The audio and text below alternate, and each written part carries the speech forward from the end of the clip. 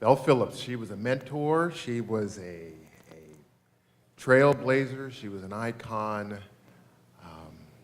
The number of firsts have been recounted here today.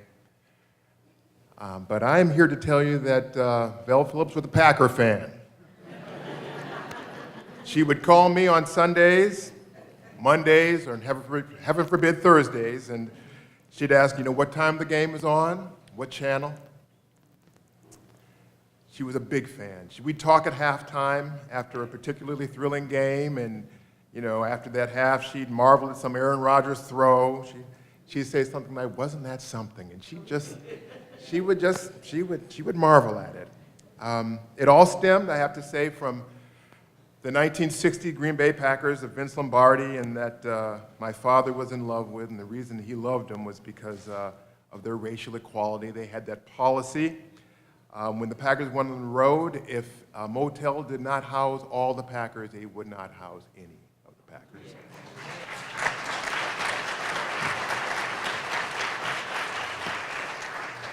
But her fandom developed like anybody else's sports fandom. It just worked its way into her bones. And that takes us to LeBron James. She was a big LeBron James fan, called him the big guy. She followed him from Miami back to Cleveland. I first made her aware of LeBron because I just admired the way LeBron and D. Wade and Chris Bosh had taken their NBA careers in their own hands and had fashioned their own lives in Miami. And she stepped right on board, but I have to say that she seized on him and his rock-solid performance, his relentless pursuit of greatness. She just admired him, and I couldn't lure her over to Golden State. So, I can say as well that Vel Phillips, she loved to laugh, and she had a way of, when she really got going, she'd hit you in the shoulder as if to say, "Oh, pshaw," And I inherited from my father, I must say, one of the things was the ability to make her laugh. Not nearly as good as he could, or not nearly as good as my brother could, but I would look at her sometimes and I could see that she wanted to laugh. She was waiting to laugh. And I would just nudge her over the edge a little bit. And, we'd laugh about the oddities of human existence. We'd laugh that a man with a bad comb-over and orange skin could become president.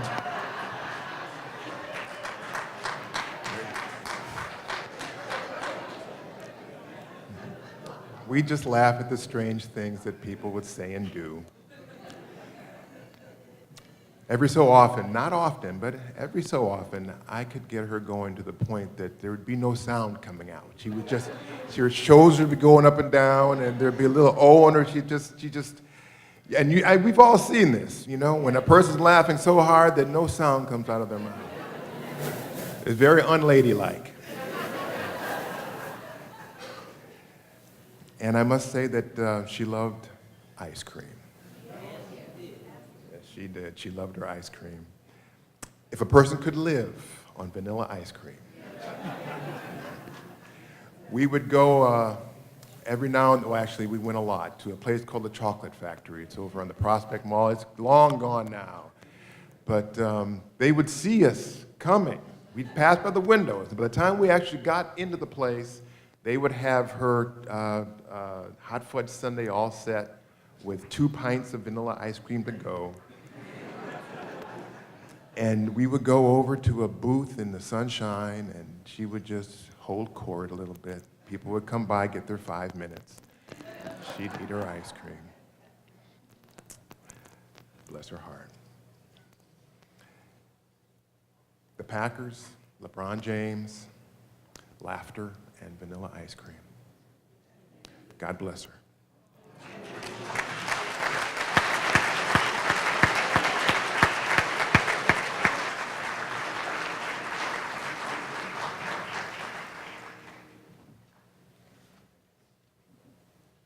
Praise God for the life of Vel Phillips. And thank you, Lord, that our paths have crossed, that little bitty old me would have to know Vel Phillips. It is my blessing and my honor to be here with you all here today. I've never been so stage fright in my life. To be here to eulogize the queen of the universe.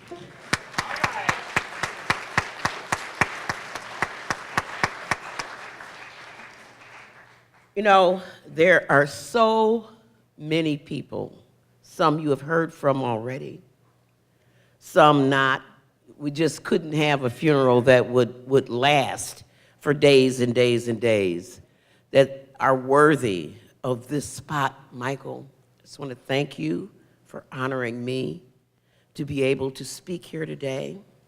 I could think of so many people, all of the people who are listed as honorary pallbearers, and I would add Sheila Payton, and Rose Lee is already there, Malele Coggs, and Evelyn Terry, and Joan Prince, and John and Irma Daniels, and Jalili Kohler, and McCannon Brown, and Lena Taylor, and Pam Malone, and Sam Johnson, and Ruben and Mildred Harpo. And I want everybody on the count of three to say your name. 1, 2, 3. Gwen Moore. So don't leave out of here saying that you were not acknowledged.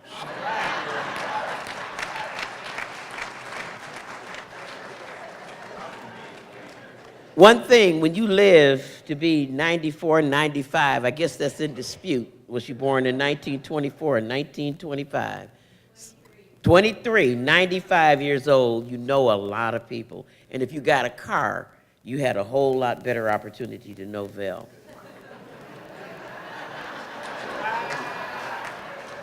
By the way, I don't drive that much anymore. I just want to give honor to the angel of this house, Reverend Joy. I like that name. I just met her, and we've had one communication. She texted me the scriptures for this final rites of passage chosen by the family. And I said, that'd be a good subject matter to speak on. Psalms 23, the Lord is my shepherd, I shall not want. He maketh me to lie down in green pastures. He leadeth me beside the still waters. He restoreth my soul. He leadeth me in the paths of righteousness for his name's sake. Yea, though I walk through the valley of the shadow of death, I will fear no evil, for thou art with me. Thy rod and thy staff, they comfort me.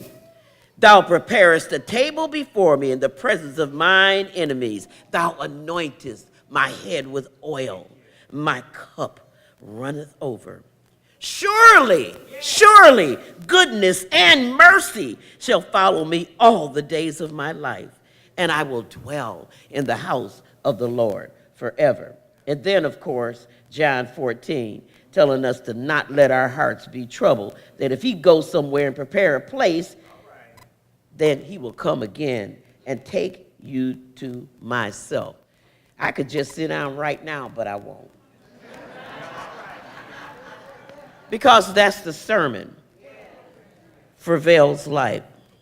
You know, I was about a month old when Vel Phillips became the first African-American woman to graduate from the University of Wisconsin Law School. That's not an applause line, but I'll take it. And you know, it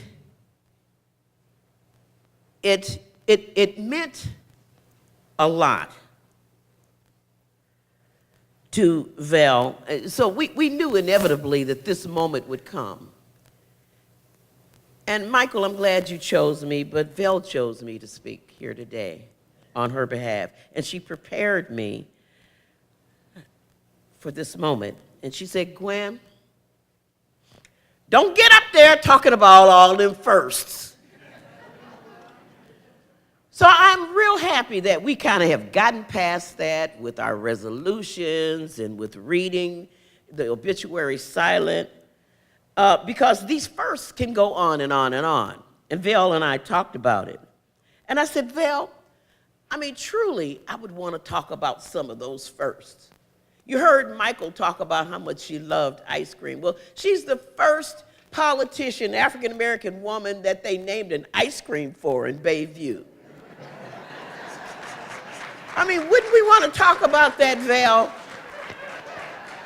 I mean, chocolate, little vanilla, cheesecake on top at Bella's. Well, I mean, wouldn't we want to talk about Vel being the first woman at City Hall to wear a pantsuit? I mean, after all, the Milwaukee Sentinel thought there were no professional women who wore pantsuits until Vel. Huh? You back in there, Vel broke through for those people who wanted to wear pantsuits. She was the very first. I said, Vel, I mean, there's a lot of firsts that people don't know about. I am a graduate of North Division High School. All right, Blue Devils in the house. And Vel was the first African-American woman to win an oratorical contest at North Division High School. And of course, the white teachers there didn't think that it would be appropriate for her to win the scholarship, so they didn't give it to her. So all the white students rebelled, caused a big riot, so that Vel could be the oratorical winner at North Division High School. You see how ridiculous this first thing can get? I mean, who thinks of North Division High School as having a supermajority white population? I mean, it's just counterintuitive to anything we know about this city. And that was Vel's point. Why keep talking about all these firsts? All that means, Vel said, is that I'm old. And I've been around to break down all these barriers before anybody else got here. Anybody in here over 95, just raise your hand. Seeing no one, I will go on with my comments. Otherwise, I was going to let you take the mic. And Vel, sarcastic as she could be, would say, be sure to tell them that she was the first woman to use the man's bathroom off the council chamber floor.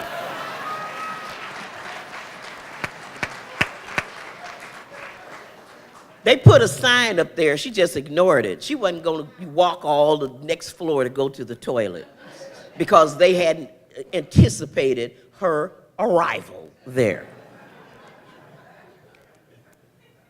If we focus on all these firsts, we're going to miss the value of Vel Phillips. We're going to miss the essence of the queen.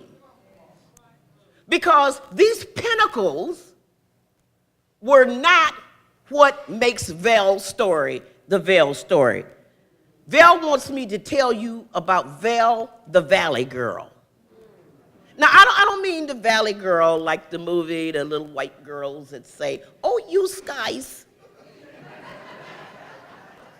I mean the valley in Psalms 23.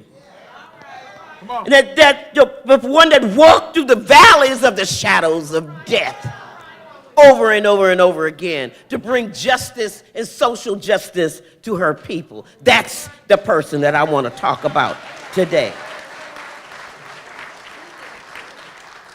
Vel made choices. Vel, she was middle class as compared to somebody like me. I met Vel. My math ain't that good. I'm 67 now. Y'all do the math. I was about 16. And Vel was the judge of an oratorical contest. And I bet you I was a hot mess. You know, my hair wasn't all did up like it is today. I didn't have no nice lace dress on and my nails did. My hair done. And yet, I became the winner of that oratorical contest. And that's how I met Vel Phillips that many years ago, because she judged me by what I had in me and not how I appeared on the outside. She stayed with us in the valley. You know, she was born in 1923. I mean, only 60 years earlier, we were chattel slaves. And so that's why she had so many first. But you know, Vel and her activist husband were leaders in the NAACP. The NAACP was kind of a renegade organization. It wasn't this highly respectable institutional. I mean, this was kind of like Black Lives Matter or something back in the day. Controversial. And her husband was the president of the local NAACP. And I mean, yes, Vel is the first black person that they named a dormitory for at the University of Wisconsin-Madison. Yes, that's true. But of course, not until after they discriminated against her and Dale and wouldn't let them stay in the dorm. Just saying. So that was another one of them firsts that irritated her. And so her sense of injustice around the lack of housing opportunities for black people was personal. It was personal because it had happened to her, but personal because she saw all of her people living in squalor, living in substandard housing, not having the opportunity to move. And I don't think she ever hit 100 pounds unless she was pregnant. She, with her 84 pounds, was going to do something about it. Oh, yes, Vel fought for open housing on that platform. She was the first African American and the first woman to be an alderwoman. But I mean, what victory is there in winning when you gotta hide your gender, hide your race in order to win? She loved to tell that story about how she didn't put her face on her literature and changed her name from Velvalia to Vel in order to win a race. Self-abnegation to have the opportunity. And then get elected, and every 90 days, put in a resolution for open housing, and it fell 18-1. Kanye West, bad boy of hip hop, he's quotable. What you gonna do when it all falls down? Oh, I'll tell you what you do. Thou preparest the table before me in the presence of mine enemy. And what do you do when you have graduated from Howard University and you've been in the Lynx and the Jack and Jill and Delta and whoop-de-doo? What do you do when it all falls down? You hit the streets with renegades like Lynn Prentice McKinney, I know you're here somewhere, the Commandos, the NAACP Youth Council, Father Groppy. You get arrested. Her mother had a fit. She had a fit when her sweet daughter was arrested. But that's what Vel did. And guess what? You know the story. She won. And not only did she win here locally, where they called Milwaukee the Selma of the North, but she spearheaded the initiative to change this on the national level, the federal level, with open housing legislation that spread across the country.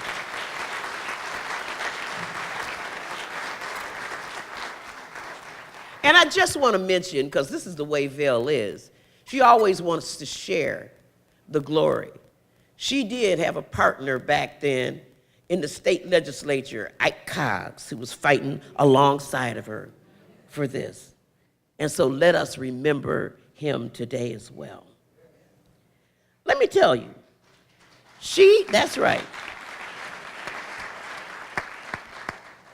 Well, Vel left the Common Council. She was appointed as Milwaukee County's first African-American judge.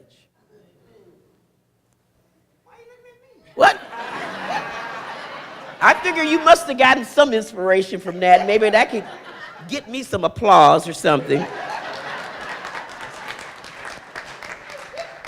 But Vel paid a huge price for hanging out in the valley. Because when it came time for her to be elected judge, they said, oh no, she doesn't have the right temperament, little soft-spoken Vel, because she was out in the streets. Out in the streets in the hot summer of '68, and those 200 days of activism and walking across the bridge, she paid a price. So what you gonna do when it all falls down, y'all? Thou anointest my head with oil, and my cup runneth over. You heard today from Chief Justice Maxine White. And when Lewis Butler was sworn in, there was little bitty old Vel balled up in the corner, sitting there to cheer him on. Oh yeah. But it was the Valley experience. There's a whole lot of black people who will not come out and stand with the community for fear that they won't get reelected again. Hey, that was just fine, Vel. She did not ball up and die. Well, what did Vel do after that? Well, she ran in a large Democratic primary to be a Secretary of State. And the reason that was an open primary is because the incumbent decided to seek nomination and election as the lieutenant governor of the state. And of course, he was unsuccessful in doing that, so Vel Phillips won that primary and went on to win the general election. But then 4 years later, that incumbent who had lost the opportunity to be lieutenant governor decided he wanted his job back and ran against Vel. And of course, the campaign issue there was they allowed honoraria, but she took some honoraria above and beyond the state limits. And so she was defeated in that general election. But she had gotten kind of big. She had close personal relationships with John F. Kennedy, LBJ, Jimmy Carter, lots of other people, including Michael, by the way. You remember Hank Aaron. Hank Aaron stayed at her house because of segregation, couldn't stay at, Pfister or nothing. And so Vel knew people, and she had gotten kind of high. She had all these requests, many requests to make speaking engagements. And so exceeding this limit became a vulnerability.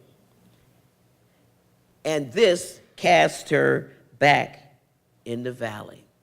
What you gonna do, y'all, when it all falls down? Well, let me tell you, Iyanla Vincent says that valleys challenge your fears. They strengthen your will. They correct your misperceptions and give you valuable insights into yourself, the world around you, the people around you, those dark, bleak, ugly experiences that make you most uncomfortable can help you grow and grow and grow and grow. Vel did in the valley. In 1988, that was the year that I was first elected to the state assembly, Vel had planned to run for Congress in 1988. And then her beloved husband, Dale, passed on April 14, 1988. I mean, this was a heartbreaking valley experience for Vel. I mean, Vel was in love. Think about it, y'all. She got to be the first one in here who did that. She eloped with this man on their third date. I mean, talking about making a move. She was probably the first feminist. All you people talking about feminists, I mean, because she tried to get Dale to run for office. He said, "No, baby, you do it." And she got on out there and did it. You know, that is Vel in the valley. So she was devastated. "God and thy staff, they comfort me." Well, I reconnected with Vel in a big way in 1992, 4 years after that. I was running for the state senate. And Vel was very, very involved in my 1992. You hear about 2004, but she was very, very involved in my race for the state senate. And she got involved and tried to talk some of the other people out of running and giving me a primary. And when they wouldn't do it, she said, "Oh, well, I guess we'll just have to beat their butt." She was very involved with brainstorming, the Wisconsin Conservatory of Music. Vel was in the clutch. And then in 2004, when her son Dale passed, she was devastated. She called me in the softest voice I've ever heard her speak in. We talked in through the night. And I prayed for the Lord's mercy and grace on her. And surely, goodness and mercy needs to follow her. How much can this woman bear? This was the end of February 2004. A month later, I heard from Vel, and she said, "Gwen, we're going to have so much fun running for Congress." That was 1 month later, people. 2008. Malele Coggs, sitting in the front row there, was sitting there, and there was an opportunity there were no women on the Common Council, and there was an opportunity for Malele to run. But Malele was over at the Ambassador Hotel, some sort of training program, and I told Vel, I said, "Vel, Malele is across the street at a train." She said, "Girl, go over there and get Malele." And that was the beginning of Malele Coggs' election to the Common Council.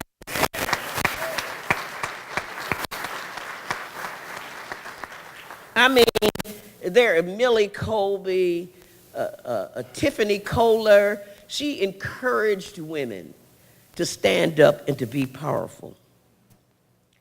Malele talked about, when she was sworn in, talked about how Vel walked with her from the Pabst Theater to her office. And Malele walked into her office and saw that big old ugly post in that ugly office. And Vel escorted her in and said, "Malele, this was my first office.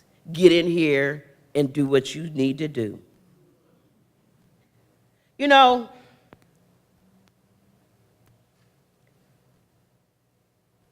Vel's inspiration is from her valley experiences, because she stood up for people who needed social justice, and it cost her big time. But she always got back up. Say, when we fall down, what you gonna do when you fall down? We get up. When we fall down, when we fall down, when we fall down. Why? Why? Because goodness and mercy chased her all her life. And she's going to dwell in the house of the Lord forever. And as long as we don't forget her, she will live forever in our hearts too. The lesson is that you gotta sacrifice in order to get somewhere. And not only do you have to sacrifice to get somewhere, is you have got to expand your territory and help somebody else. If you want to be a queen or a king, if you want to be a legacy, you got to realize that it ain't all about you. It's about giving yourself to those other people. And Michael Phillips family, thank you so much for lending Vel to us. She was very, very, very concerned about the availability she made of herself to the world. And please don't leave here thinking that there was some lack in your life, because you have got all of us. You got my cell phone number, and I love Vel just like she was another mother to me. And we are all part of this family. Goodbye to the Queen. We will never, ever forget you. God bless all of you, and thank you for listening.